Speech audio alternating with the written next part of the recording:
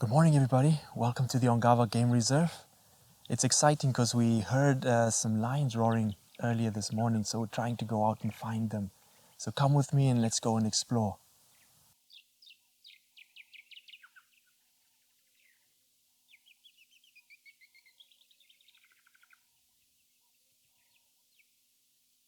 Hi, everybody. We're joined here by Stuart, and right at the back of us we've come across some lions. It's a great habitat for them. Of course, I'm sure they chose this location because they're trying to pounce on any antelope that's coming for a drink. So that's why it's a little bit tough to see them. What do you think, Stu? Yeah, they've obviously been here from last night. I've seen at least 3 young males in that thicket over there. Yeah. And yeah, I mean, as you can see, I mean, there's short shrub mapani everywhere. I mean, it's ideal habitat for lion. Antelope are going to have a real hard time picking them up. Yeah. I think the ambush is set. They're doing what typical lion do. They are resting in the shade. So I'm pretty sure they're going to be here most of the day. But difficult to see. You see how well camouflaged they are. Yeah. It's a great advantage for them, and I'm sure, like you said, any antelope that comes across would not be able to pick them up, and that means that they could also be opportunistic. Yeah. Even if it's 12 o'clock, 1 o'clock, which they would still take that opportunity to go for something. Well, I mean, if you just think of that one male who's got his head up, if he put that head down and started to doze, you wouldn't see him walking in this veld. No, You would really struggle to pick him up. And so like you said, an opportunistic hunt would happen. As animals during, they generally antelope prefer to drink during daylight hours, so they will be coming down to water now. And, this is one of the main routes into this water point, this dam. And so they're perfectly positioned, obviously dependent on the wind. But they may very well be successful later. Yeah.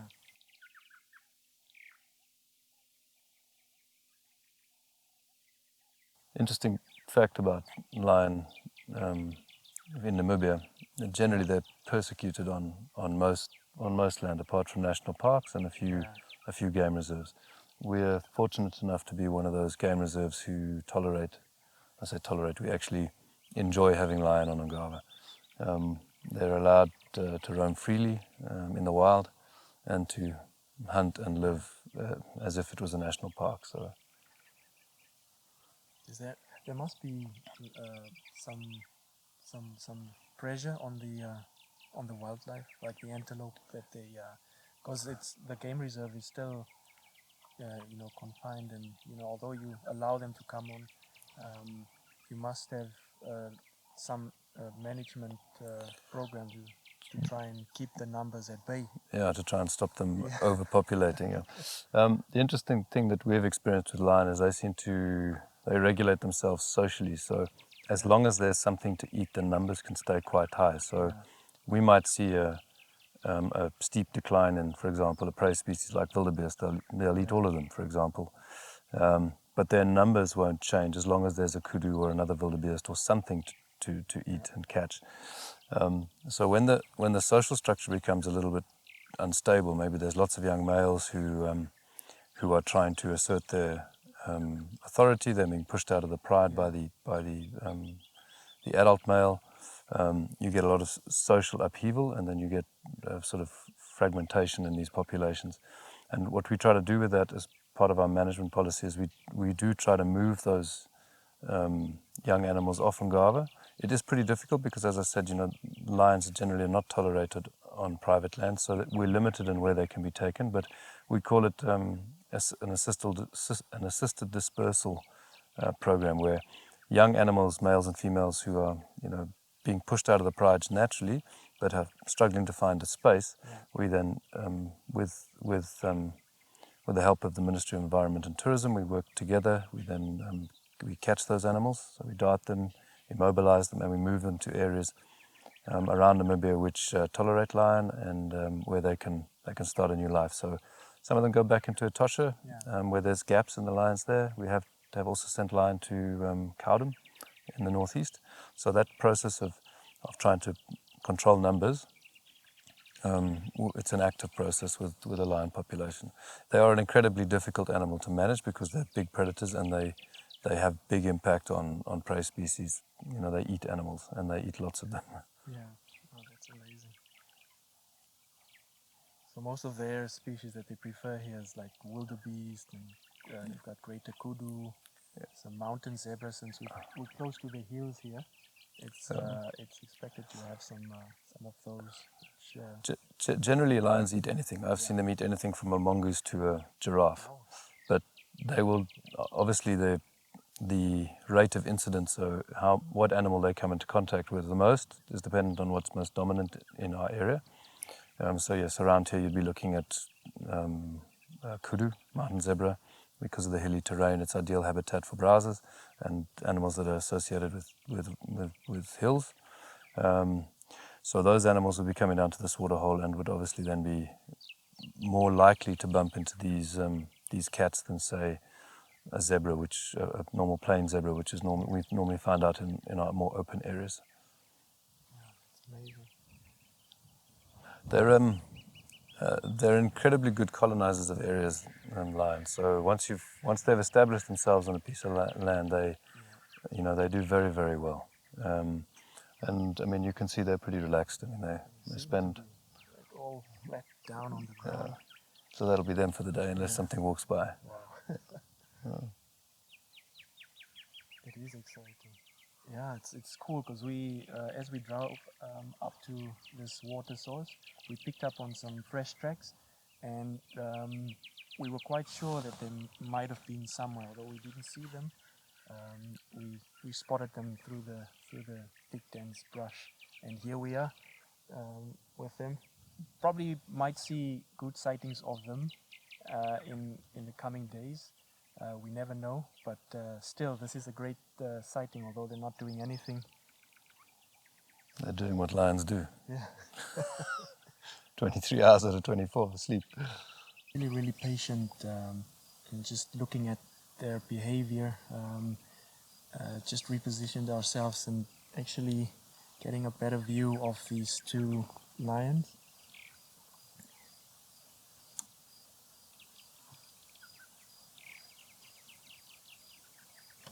For the time being, they're really relaxed, but again, this afternoon we're gonna come out here to the same spot and just see what we can expect from them. Maybe they might come out and just hang around the edge of the water, the edge of the dam wall, and we can get some great interactions from the cat.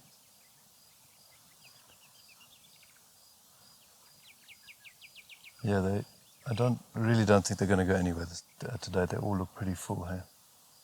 Okay. One moving over there. It's amazing. I mean, you can smell that almost like rotten flesh. It's coming from them, right? It's just coming from them, yes. We might have killed something in the area, because yesterday afternoon we drove past this. We didn't see anything, but it was dark, but we could smell something like something's rotting. So it could have been these guys that killed and spent some time feeding on that animal, and that's what we're kind of smelling at the moment. Well, just also, if you look at their condition, they're all pretty fat. Yeah. So they've got full tummies. So, I mean, you can see this youngster lying out here. I mean, he's looking quite uncomfortable, actually. He's so full. So a good chance that they ate last night. And they're going to rest up for the rest of the day now, digest that.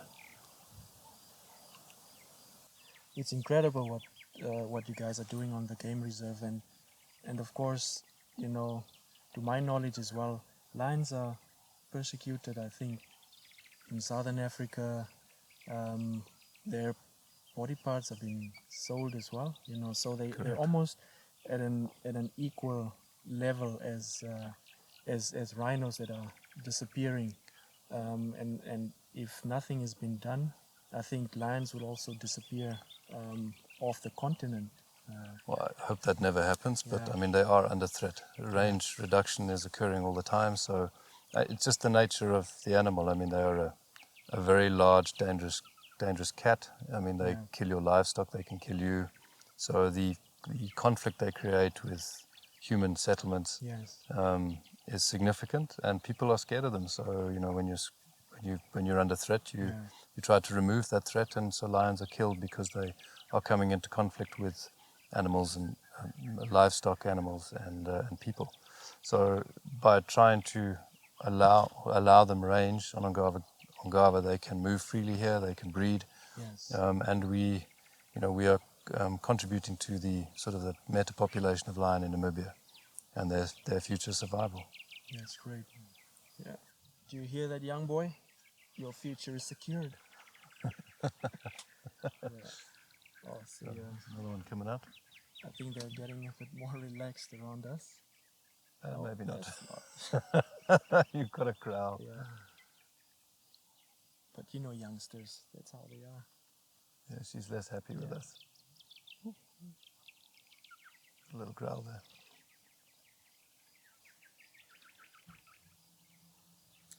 All right, everybody, we'll try and give them some space. And of course, come back in the afternoon to see some more great interactions of these, the same pride that we found here. All the youngsters are moving now. They're all with nice fat round tummies. Awesome. Yeah. Well, the big boy is still lying down. Yeah. Oh wow. It's dirtier.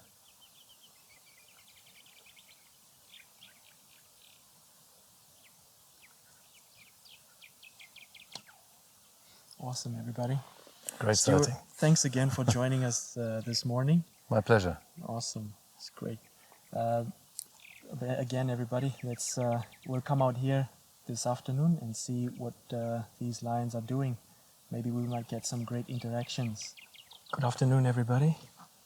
Welcome back onto the Ongava Game Reserve. We're out on an afternoon game drive, and we've returned to the pride of lions that we have seen this morning. It seems that the sun is still hot, temperatures are still a bit high, and everyone is lounging in the shade. But of course, signs to watch out for. What I'm looking at is a little bit of flickering of the tail, things like grooming, when they start licking their paws, and these exaggerated yawning. It's almost just sporadic. That is a sign that they might start getting active, and hopefully they'll walk towards the water hole where we might go and see them in some good light, and perhaps all of them will be drinking. That'll be an awesome sighting.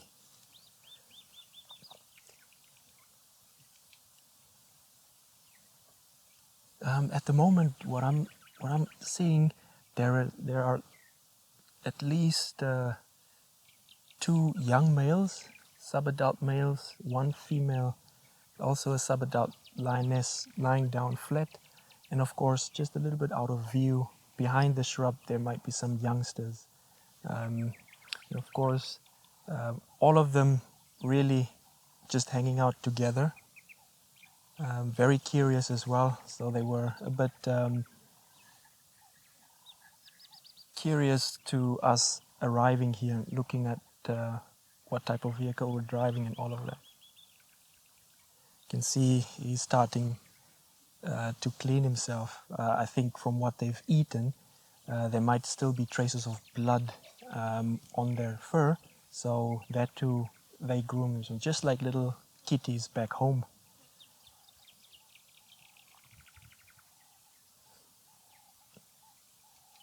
And of course, lions, like all cats, have got these backward pointing barbs on their tongues, and that is used to rake off any excess dirt from their skin, and they like cleanliness. Sometimes they might groom each other, lick each other on the cheeks.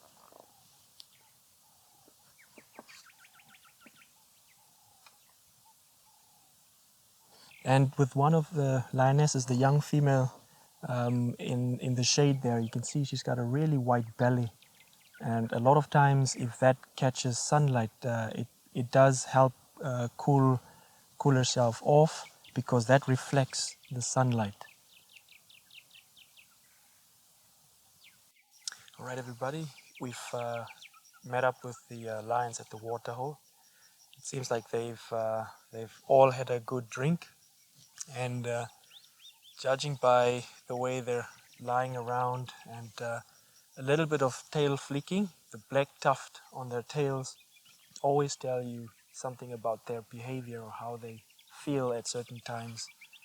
And as they're just settling in, we're still around. It just also gives a clear indication that they're not really settled yet. But being familiar with the area, of course, there's still some light available, and they just don't want any antelope or zebra, the late stragglers coming in for a drink, to see them.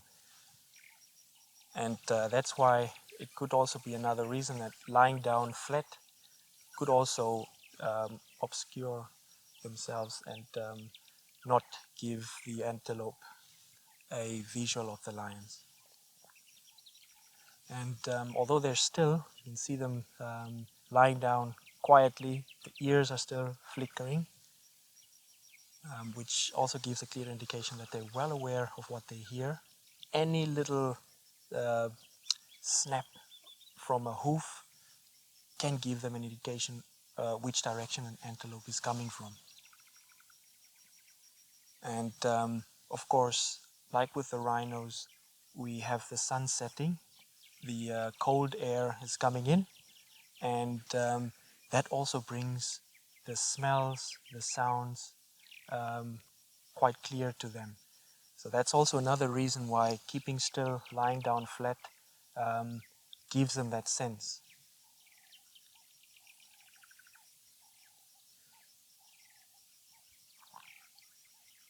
And you can see clearly on those lions lying down, facing us with their bellies, and nice pale and white. And that's what I was mentioning about the reflection of the light on some hot days. Sometimes they can go on their backs if they're quite hot. That allows them to cool off, just reflecting a little bit of that hot sun.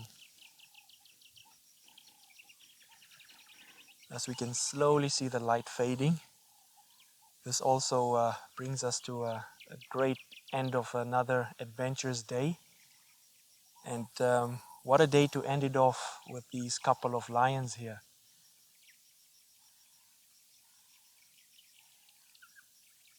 I feel hopeful for them. Probably something might come in. They might have another snack. But that's another prediction of mine.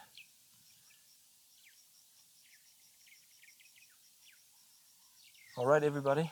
Thanks a lot for joining us this afternoon. What a great end to a wonderful day. And just tune in tomorrow for another adventure.